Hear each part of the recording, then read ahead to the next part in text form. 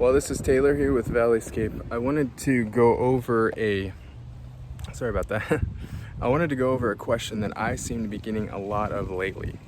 Should I switch my planter to drip? Maybe it's a spray system right now that pops up and sprays.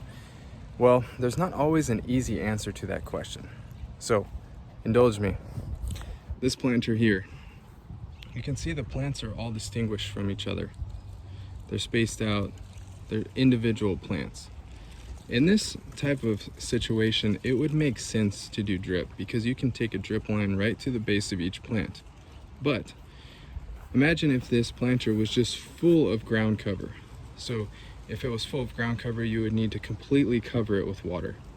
In a situation like that, it might not make sense to go to drip.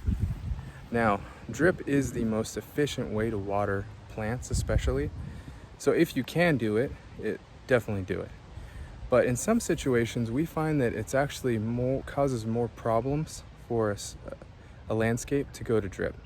We have a lot of slopes in our area in backyards, and it's the requirement of the homeowner to continue watering the slope so there's not a bunch of erosion issues. So we've found that a lot of people have switched to drip in an effort to save water. But unfortunately, it causes a lot of problems because they're constantly fixing little issues with the drip, and plants die and so forth because of it. Whereas if they would have just kept with the spray system, everything would have worked fine. It might not quite have been exactly as efficient as drip, but in the long run, it probably would have been better. So should you switch to drip? If you can, yes. But in some cases, it just doesn't make sense to do it. You can be much more efficient with a spray system when you need to get a lot more coverage, or if you're on a slope. You also have to factor in, can I bury the drip lines or are they going to be exposed?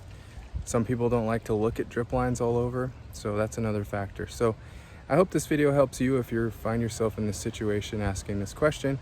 Again, drip is the most efficient way, but in the long run, if you have to do a lot more repairs, it might not be worth it. So thanks for watching this video.